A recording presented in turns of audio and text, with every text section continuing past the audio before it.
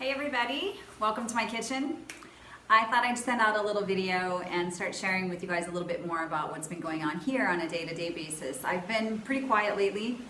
For those of you that don't know, I have gone through a bit of a health crisis in the last 4 or 5 months, and I'm getting on top of it, which is really awesome. It took a long time for the doctors and the medical industry to find out what it was, even though I kind of had been guiding them in the right direction, but I don't know why the medical industry doesn't listen to the patient. I've never really understood that. When the patient knows what's going on, you live in your body, you can tell what's going on, and the doctor still says, no, it's not that, we're not gonna test for that. We'll test for it because it's my body, I know. So anyway, I was right on, and turns out that I had a little liver gallbladder imbalance, and I've been working on that with food and really eating really healthy. It's a perfect time in Cuba to do that. All the fresh fruits and vegetables are coming in, and we've got fruta bomba, which is papaya, lots of pineapple. There's plenty of fresh fruits and vegetables available right now, so it's a perfect time to be eating raw, and it's going into summer, and it feels really good. I actually, since I've started doing this diet, all the pain has gone out of my body that I was dealing with, and I'm sleeping well again. I've gained a few pounds, which is great, and yeah, feeling good. So this is my kitchen. I wanted to give you guys a little tour of my new house here. Those are the flowers that Ernesto picked for me yesterday. We went for a lovely little hike and saw the mountains, and I'll share some of those photos with you guys. Beautiful, beautiful day. So I just wanted to give you kind of a little glimpse here of what the average day-to-day life is like for a tourist in a Cuban house. Now, this is by far not what a real Cuban household would look like. Some of them will look as nice or nicer, and some of them are gonna look a lot worse. So you have to kind of realize that just like in the States or anywhere else in the world, there's a lot of different ranges of what the households look like, how people live, their incomes. And I know people think that no one in Cuba has money, and that's true on a large scale, that there's not the same kind of economic resource that we have, and there's not the same kind of economic stability that many of us experience in the States.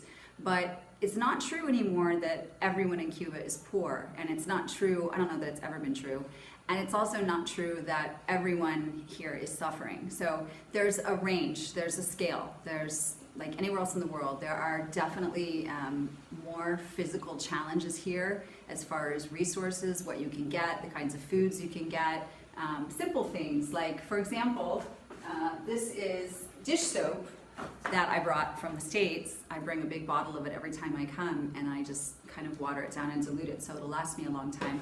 Things like that are kind of hard to get here.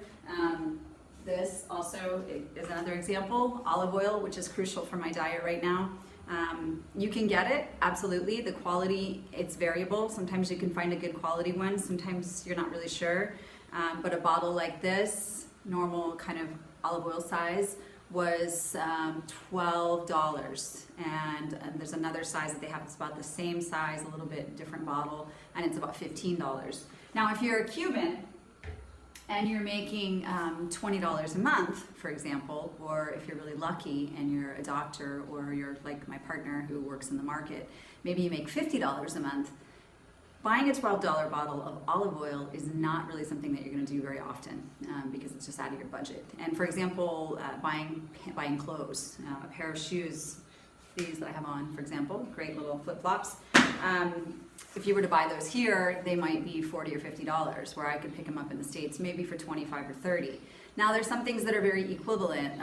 My partner last night was talking about his shorts, and he said, oh, I spent $25 for those. And I said, well, you would probably spend $35 in the States for those, because those are good quality.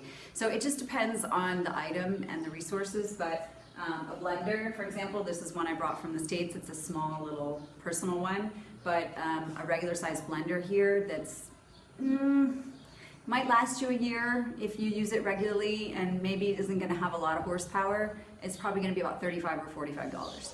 And again, when you're thinking about the average Cuban salary of $20 a month, and they have to feed themselves and clothe themselves and deal with everything else, it's very difficult for them to be able to afford that. So little things like that are a real challenge in the kitchen for me a lot of times. So one of these little burners, this is what most people here cook on.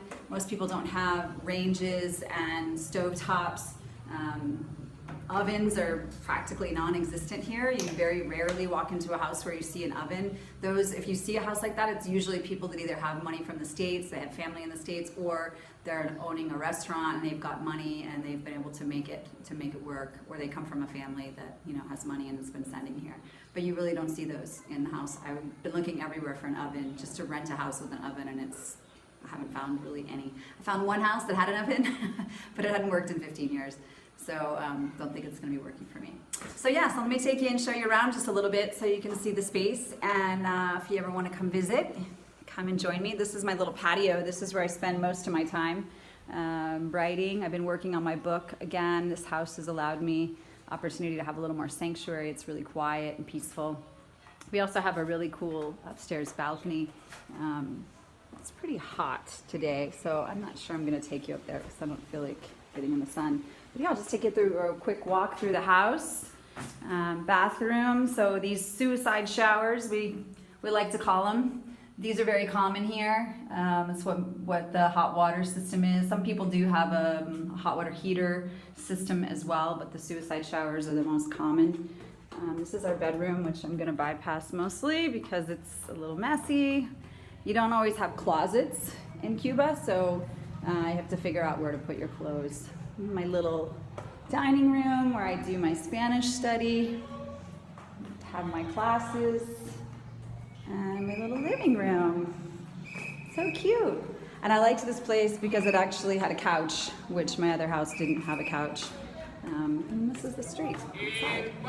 Oh, pan criollo. So that's the bread, one of the bread sales vendors coming down the road. That's my neighbors over there.